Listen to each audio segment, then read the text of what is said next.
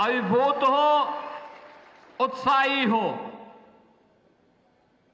बहनों और भाइयों, ये जनपद वही जनपद है जिसने 1952 में कांग्रेस सरकार के द्वारा बाबा साहब भीमराव अंबेडकर की भावनाओं के विरुद्ध संविधान में धारा 370 जुड़ने के खिलाफ भारतीय जनसंघ के संस्थापक अध्यक्ष डॉक्टर श्यामा प्रसाद मुखर्जी के लोकतांत्रिक विरोध के फलस्वरूप कांग्रेस और एनसीपी की सरकार के द्वारा जो यातना दी गई थी और जिस तरीके से यहां की आवाज को दबाने का कार्य हुआ था, उसका साक्षी कठुआ जनपद है। बहनों और भाइयों, आज के इस अवसर पर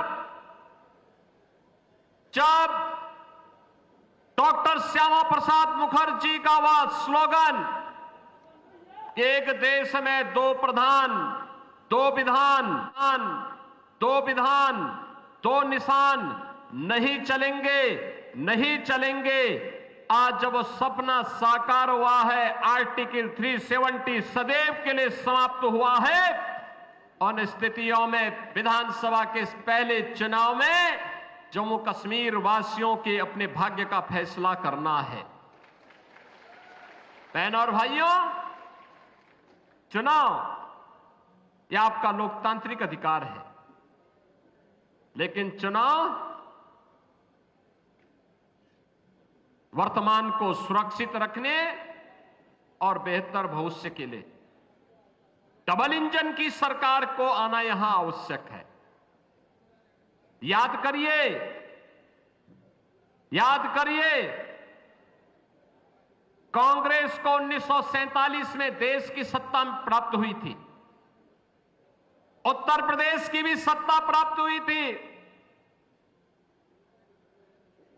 उत्तर प्रदेश में भी और देश में लंबे समय तक कांग्रेस ने शासन किया, लेकिन उसने अयोध्या में राम मंदिर के निर्माण में सदैव बैरियर बनकर के बाधा पैदा करने का कार्य किया। मोदी जी के नेतृत्व में 2014 में सरकार केंद्र में बनी। उत्तर प्रदेश में मोदी जी के आह्वान पर 2017 में सरकार बनी। 2019 में अयोध्या की समस्या का समाधान जो 5 सदी का था, उसे समाप्त होने, उस समस्या को समाप्त होने में मात्र 5 साल के अंदर उस समस्या का समाधान हो गया। याद करिए, कांग्रेस समस्या का नाम है और भाजपा समाधान का नाम है। ये कांग्रेस के लोग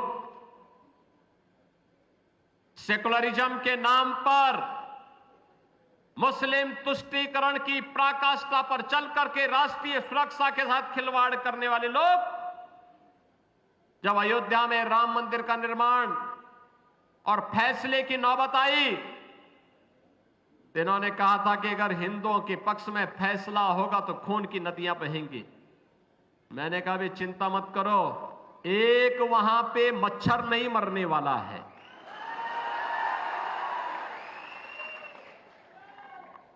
उत्तर प्रदेश में शांतिपूर्ण तरीके से सारे कार्यक्रम आगे बढ़े।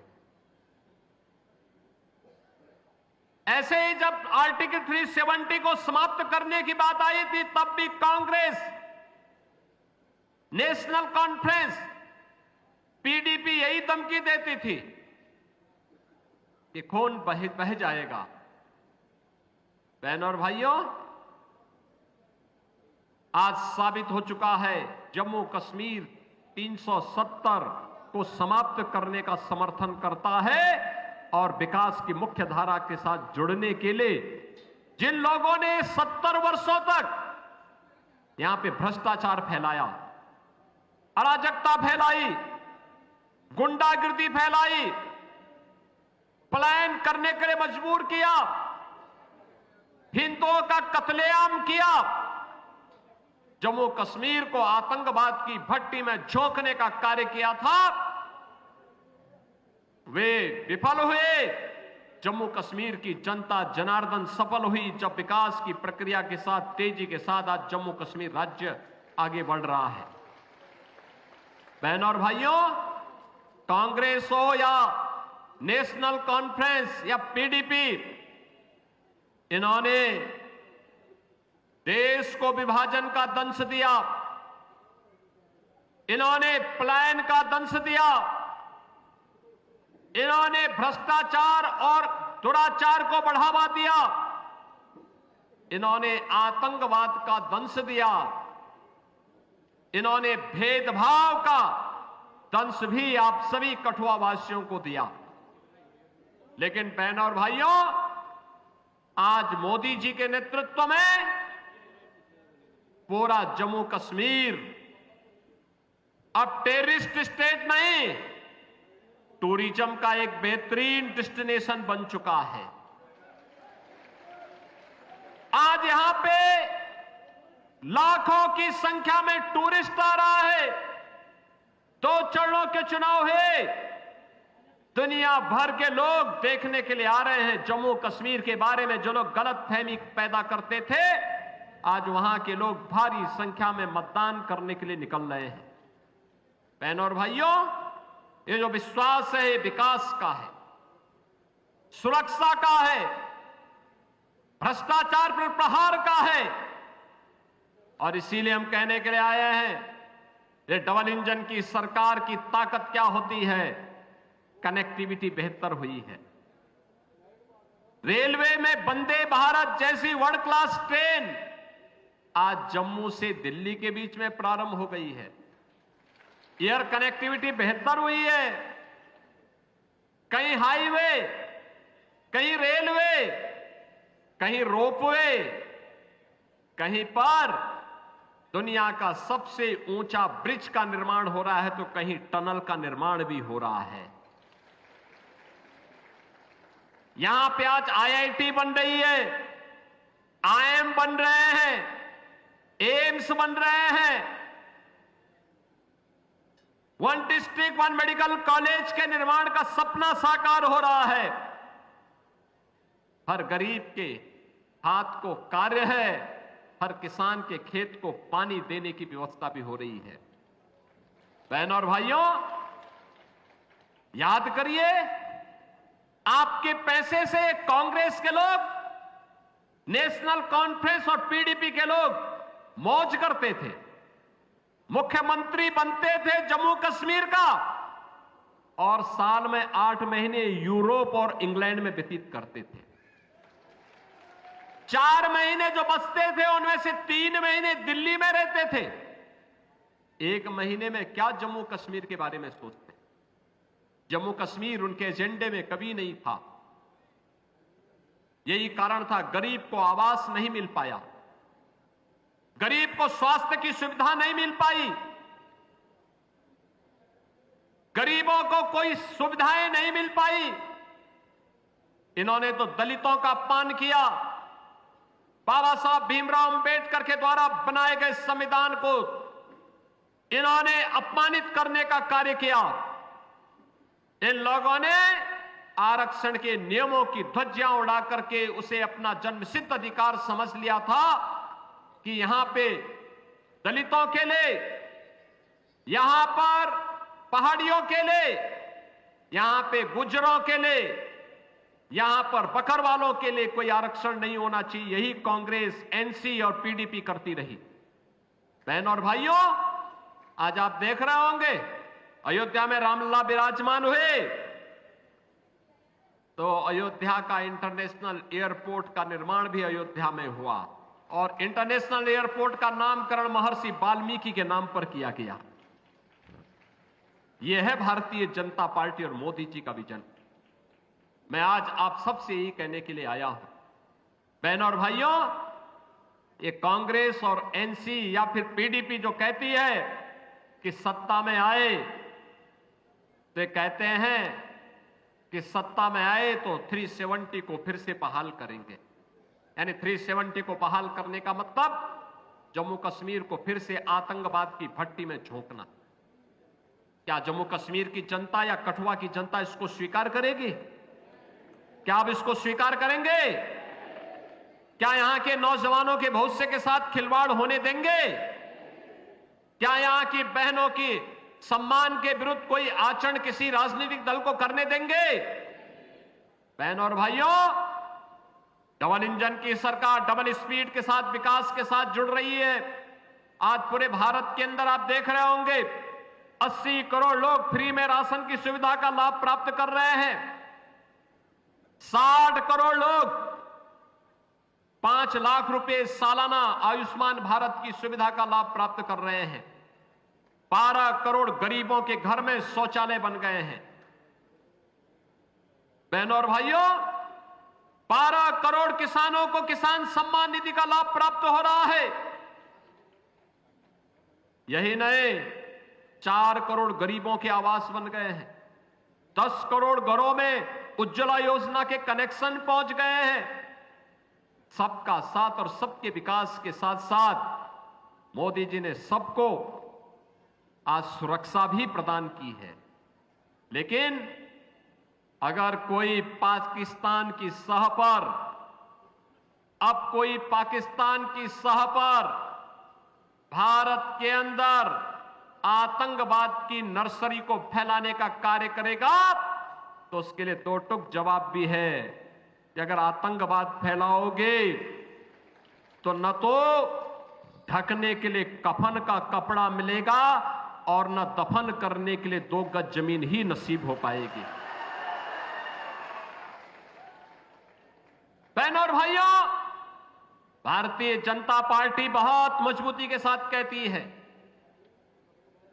कि हमें विकास, सुरक्षा और सुशासन के लिए जम्मू कश्मीर में भाजपा चाहिए।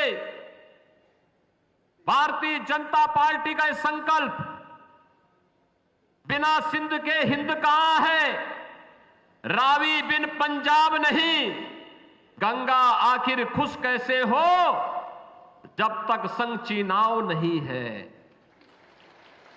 और बहनों और भाइयों, इसी विश्वास के साथ आज हम सब आपके पास आए हैं। ये जो कांग्रेस, एनसी और पीडीपी ने विभाजन का दंश दिया है, आतंकवाद का दंश दिया है, पलायन का और भेदभाव का दंश दिया था, इससे मुक्ति का एकमात्र उपचार है भाजपा, भाजपा केवल और भाजपा, केवल एकमात्र उपचार है। आज पाकिस्तान की हालत आप देख रहे होंगे, क्या हाल हो गए हैं पाकिस्तान में। भीख का कटोरा लेकर के घूम रहा है। बहनों और भाइयों, वहां की हुकूमत ने वहां के लोगों को कहां पहुंचा दिया है, यह किसी से छुपा हुआ नहीं है। और इसीलिए आज मैं आपसे कहने के लिए आया हूं, आज जो स्थिति वहां उन्होंने पैदा की है, उसको देखते हुए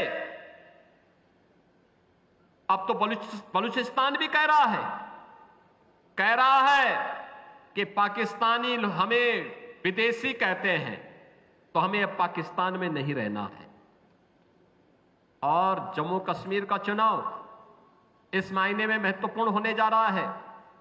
अभी तो पाकिस्तान के हाथ में कटोरा ही आया है और अब तो मोदी जी ने कह दिया है कि water and terrorism don't flow together, यानी आतंकवाद और सिंधु नदी का जल प्रवाह साथ साथ नहीं चल सकते, साथ साथ नहीं चल सकते। ये पाकिस्तान परस्त आतंकी भी जानते हैं कि आतंकवाद की कीमत पाकिस्तान को किस रूप में चुकानी पड़ेगी। 3 भागों में बंट जाएगा, पाकिस्तान का अता पता नहीं लगेगा। और इसीलिए आपसे कहने के लिए आए हैं, जम्मू कश्मीर में भाजपा की सरकार बनाइए, पाक अधिकृत कश्मीर तैयार बैठा है भारत में विलय होने के लिए। और कह रहा है हमें भी पाकिस्तान से आजादी चाहिए।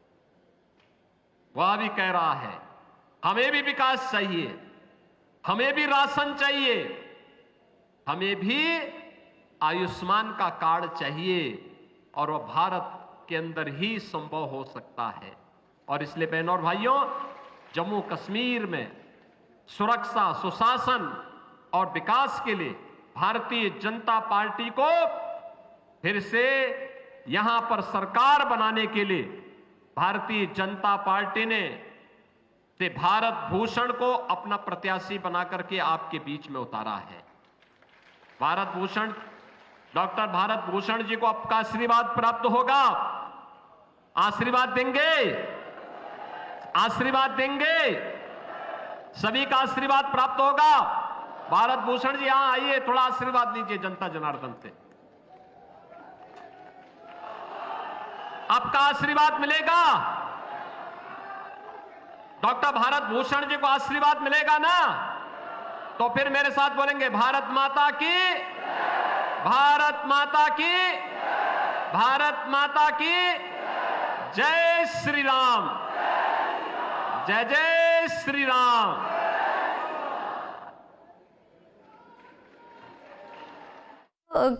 संबोधित कर रहे थे अभी आपने देखा कठुआ से, और यहाँ सीएम योगी आदित्यनाथ ने कई सारी बातें कही। उन्होंने कहा नया भारत अपनी रक्षा करना जानता है, और उन्होंने ये भी कहा कि रामलला अपने मंदिर में विराजमान हुए हैं। जम्मू कश्मीर के कठुआ से आपने अभी सीएम योगी आदित्यनाथ को सुना, और एक के बाद एक उन्होंने कांग्रेस को लेकर भी कई बातें कही।